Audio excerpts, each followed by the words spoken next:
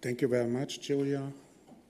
I think we should be looking at bell beakers occasionally from the upside down, and then we may see some hints that there is something else going on with beaker decoration, just as an example.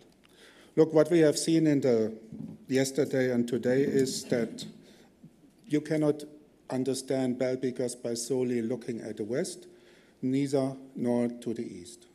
It's both east and west somehow combined, and this has been raised already yesterday, for example, in the lectures by our Portuguese colleagues.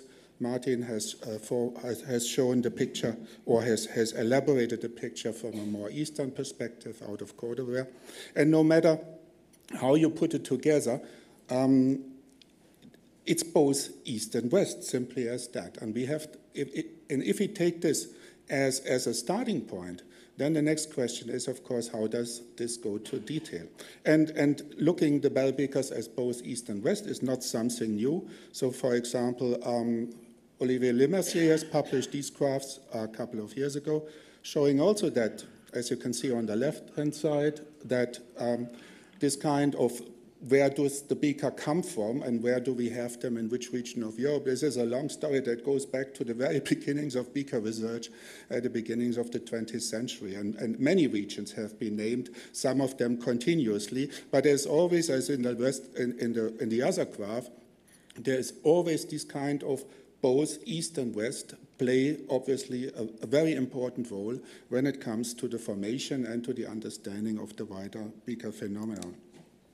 I don't want to forget to mention Richard Harrison here. We had already been mentioning him because of the conference 25 years ago, but he had also shown this in this graphs that there is a long history about where does the beaker phenomenon comes, and there had been 3 outstanding regions that have always been named throughout the decades, if you want. Western Iberia, as we have heard yesterday, the Lower Rhine river catchment in the so-called Dutch model. That was actually quite a prevalent model some 10, 20 years ago. I mean, I remember very well, 25 years ago here at the first conference, the Dutch model was really something that was hold up and propagated by many colleagues. And there's a third region that obviously also plays a key role. It's also shown in Richard's graph here down at the bottom.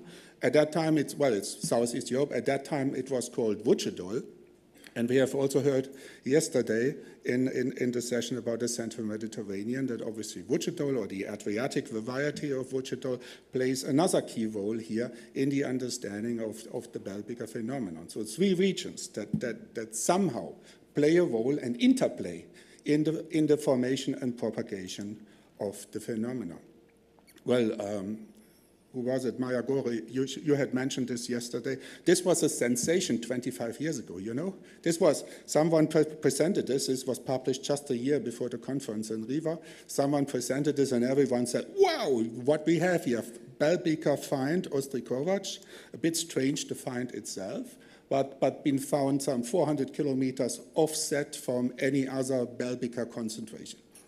Well, there is a smell in this find, I would put it. I mean, it's a complete vessel. You don't necessarily find complete vessels in settlement layers. So this is a kind of a tell settlement here with several layers. Also, the connecting finds that come from this layer 1D are they look different from, well, they have port decoration, other stuff. It looks like they are not really contemporary with that beaker. There may be a few centuries earlier, actually. And this beaker is very well comparable to what we have along the Danube, could be well in Hungary, Austria, or Czech Republic. It fits very nicely to what I did in my own PhD many years ago with the decoration. And probably if you would find this in the East Group, you would date it to 2350, 2300 BC. It's actually well dated, this phase. But in the material here, the context is first half of 3rd millennium. So something fishy is going on with this find. But nevertheless, it was seen as an exciting thing at that time Now we have even more exciting stuff that's coming even further from the east. This was published a few years ago by Roman Mimochod from Moscow, and these are Beaker-related finds from the Middle Volga Basin. I mean, this stuff comes really far off the east. It's very late. It's not really direct Beakers. It's in the context of Abashovo culture. But we also have here north of the Sea of Azov, even at the lower Volga, and in the Caucasus foreland, we have graves with whiskers. These whiskers here, some of them do come from individual graves, and they are being buried under burial mounds in that part of the world. So if you want that, yeah, so Beaker is both east and west. We now have also a far east, if you want, and look at the distance far away. This is from the course of our Beaker phenomenon in Central and Western Europe. So Ostrikovac down here is, yeah, that was the eastern end of Beaker's 25 years ago. Now we have it far, far more away. And again, you then wonder if we have a phenomenon that spreads over so long distances, probably with basic populations inhabiting these parts so different from each other in terms of culture, in terms of language, in terms of their genetic background and genetic pool. You wonder what is the core of this Beaker phenomenon that can unite people that are so far distant from each other and so far unrelated, if you want. So there must be a force behind, there must be a strong power behind that really unifies people from so far and so wide so that they join under this, what we call the Beaker phenomenon and the ideology. Well, let's look a little bit into detail about this. So, I mean, current research, and we have learned yesterday, it's not undisputed, or it's basically not undisputed, but obviously a good amount of C14 dates from the western half of the Iberian Peninsula, particularly southwestern Portugal, but also probably northern Portugal, point to a very beginning of the Beaker phenomenon there to around 2700, 2600 BC. And it was, I think, Michael Kunst who had also 25 years ago proposed that we may have here the link bit of these Corpus Canelados vessels, fine pottery in the context of the Portuguese Chalcolithic, that may be standing at the very beginnings of the fine ware that Beaker actually is. And that may also some of the decoration elements or some transitional decoration elements can be seen that the Beakers here do come out of these Corpus Canelados vessels. But again, the picture is complicated. We will see whether this has validity. I just mentioned the Seascapes project that's ongoing that will maybe help to pinpoint whether the Western Iberian Peninsula really has an anteriority. And it was again Olivier Lemercier who had recently put together all these dates that we have in Europe regarding the Beaker phenomenon. And if you look at this graph on the left-hand side, well, if this is true, this would be a nice kind of, yes, Beaker starts in the west and then goes slightly over the decades and centuries to the east, ultimately even ending up in the far east of the Middle Volga Basin. So that would speak for a rather nice kind of colonization horizon or a wave of advance that would fit to the anteriority of Western Iberia. But it's again, is this true? Is it that easy?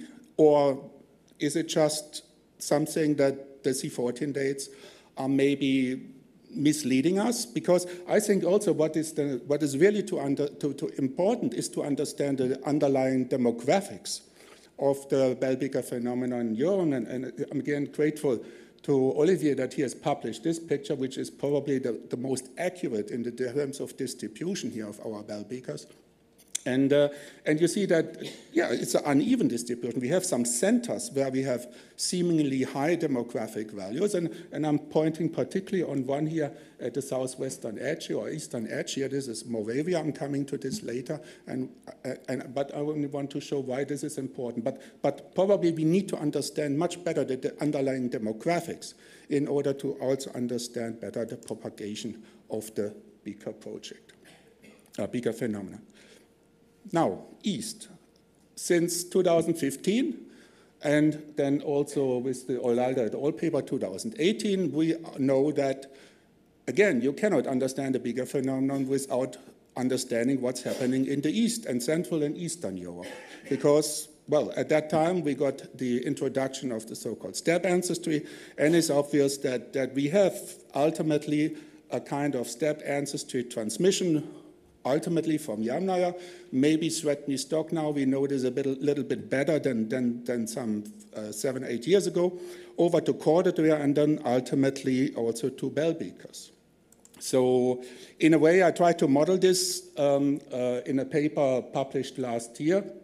What we see also is a complex interference here of various interaction systems. So, and also you have to understand the geography of Europe, and particularly here the rivers, that play a crucial role in this understanding of how this transmission of steppe ancestry, and not only steppe ancestry, there are real people involved that are moving, that are migrating, and sometimes even over long distances. So in the East, we have what I call the Dnestr-Dnieper frontier, which is the natural boundary between Central and Eastern Europe. We have in Central Europe, we have another natural boundary. This is the Rhine River catchment, which basically separates also naturally Western Europe from Central Europe. And it is in these regions where we see that this transmission of the steppe ancestry is going to happen. Cordillera is the keyword here, is the mediator. And at the moment, it seems like that here at the Elbe River catchment from Bohemia in the south over to northern Germany, mouth of the Elbe near Hamburg, and even Jutland, plays a crucial role in this transmission of this steppe ancestry.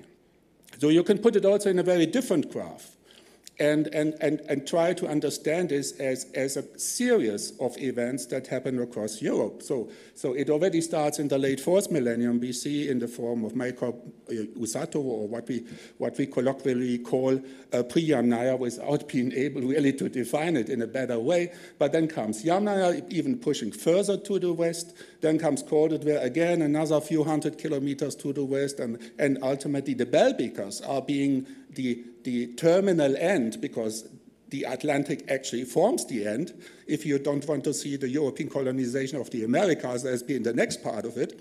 But again, this is a continuous process, and in all these steps, things are happening in the same way. So we have homogenization of autosomal DNA and Y chromosomes. We see rapid expansions. We see long-distance migration. And we see complex interactions with respective locals. So same mechanisms do happen at different time slots and geographically staggered across Europe. So this makes the whole picture very complex here. And of course, we are dealing with some corridors where we have more evidence of this change, and other parts of Europe where we basically don't see it, or where it's only marginalized. Talking about what I call the third transformation here in terms of what happens from east-west with the transmission of steppe ancestry. The Rhine River here plays a crucial role. As I said, it's the natural boundary between Central and Western Europe. But particularly here, due to the Dutch model in the north, but also to some latest discoveries of early graves in the south of the Rhine River catchment here, it seems that this is the place where, for the first time, the bell beaker phenomenon gets a hold in Central Europe. If you think it's really starting from the west, and honestly, I miss early dates from France. That are as early as this one here. So we have now from Alsace region, northern Switzerland, southwestern Germany, we have a good set of C14 graves, dates from individual graves that are basically centered around 2600 BC. We even have a dendro date from Wädelswil in Switzerland that seemed to be connected to a Beaker find, and that fits to 2571-69 BC. So again, there seems to be first Beakers here, and maritime Beakers, particularly here in the Upper Rhine, while the Lower Rhine remains, from my point of view, a problem, because maritime Beakers do only appear there from 2450 BC onwards, but we have this all over corded, all over ornamented Beakers that are clearly dated earlier. But for me, the big question is, what are they? Are they belonging to corded ware graves? Are they belonging to bell Beaker ones? Or is this something in between? So we may have here really a zone where the formation of the Beaker phenomenon takes place for the first time in Central Europe. And from here, again, it spreads. East Group Beakers, or East Group is further to the east along the Danube River. No early dates such as these are belonging to the Bell Beaker East Group. And also, of course, the Netherlands and the Lower Rhine area is the starting point, the jumping board for the Beaker transmission over to Britain and likely also along the Atlantic facade of France. As I said, there's a third region that seemed to be also playing a key role. I would call it the southeast here. And if you look at the Bell Beaker East Group, and again, its formation seems to be delayed by another century or a few generations, if you want, compared to the Rhine River. There are no dates that are before 2500 BC, let me put it like this. Again, it's due to calibration and plateau periods, so we cannot date this part of the calibration or of the C14 site that easily as the ones that are prior to 2550, 2500 BC. So it's also a methodological statistical threshold in the dating. But again, what is important is demographic centers, centers where we have really huge amounts of Bell Beaker bells, such as in Moravia. We are basically having about 2,500 Beaker burials. We have cemeteries in the range of of more than 100 graves. In Hungary, we have even larger Bell Beaker cemeteries. So this forms a demographic center, if you want. But it seems also to be the area where this so-called Begleitkeramik starts from. Again, it's about spreading then further to the west. And as Ralf Grossmann has shown with the reflux study, the next question is, where is then ultimately this R1b P312 coming from? And my prediction as well is, maybe, Wolfgang, you have the answer to this, but again, I think this is also this part of Europe where we have this demographic center where for the first time this East Group takes hold and where we probably have the introduction of the Begleitkeramik. That is the area where the push comes from. Then ultimately to Bohemia, and also was shown with your Spanish paper, and Ralf has shown this. This is the area here. So we have, if you want, and that's why I call it the Trinity. We have both the East and the West, but as a demographic center, we also have the Southeast here. And again, I put in the graph of Olivier. You got it right, but you have to understand also the datings are a bit different here. So it's not ultimately Yamnaya that pushes here. It is mediated via corded ware, and also then the southeast is a few hundred years delayed by about 2400. That pushes again in the wider formation of the Bell Beaker phenomenon. Just to finish again with your initially asked question, what stands behind? What mechanisms stand behind to bring together people of different ethnicity, language, tradition, culture, identity, probably belief systems? Is there something behind that we can, I mean, we call it ideology. What is ideology? Religion is also an ideology, if you want. So is there standing behind a religion? And as shown by the famous stela from Sion, is it a kind of sun-related cult or religion? Well, we have evidence for sun images across the board in the Beaker phenomenon from Iberia, from Central Europe.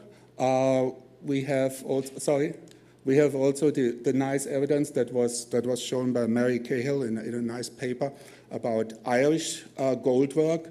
And again, this symbolism here that clearly is linked to somehow sun. So we have it everywhere. We also see, and this was also mentioned, I think, Martin, you had this yesterday, or Carsten, facing the east. I mean, we have thousands of Beaker burials in the east group that are oriented probably in a way so that they are facing the rising sun in the morning. And again, big cemeteries like here, Sickens and Miklos in Hungary, all these burials, cremations accepted here, but they all face the rising sun. Thousands of burials do so. And of course, we all know also about sun orientation, winter solstice, summer solstice in sites like Stonehenge and Pemmelton and so on. So is there really a wider sun background in the understanding of the Beaker phenomenon? Well, it may not be starting with bell beakers. It may already be part of this legacy of steppe ancestry, and maybe we have already these things in corded-ware. Look at these examples from some corded-ware graves. Again, we have this kind of decoration of these plates that may be linked to sun imagery. But is this the end? Do we have it also in Yamnaya? Elke Kaiser has shown this graph here, or has published this graph in a habilitation thesis showing that this kind of symbolism of this sun cross may have a much wider background, starting ultimately at the Black Sea area, and corded-ware is only another area of transmission. I'm focusing here now on a site here where this red circle is. This is a grave that we excavated in the course of the Impact project in collaboration with the Brahoma Museum in Ploiești. It's a wonderful Yamnaya burial dated to about 2800 BC. I would like to focus on the object here, which is a razor.